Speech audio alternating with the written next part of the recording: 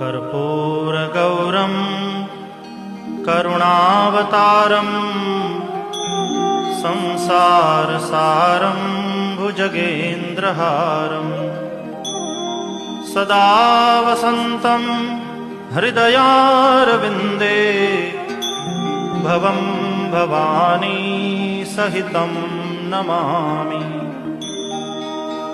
मङ्गलं भगवान् शम्भुः मङ्गलं वृषभध्वजः मङ्गलं पार्वतीनाथो मङ्गलायतनोहरः।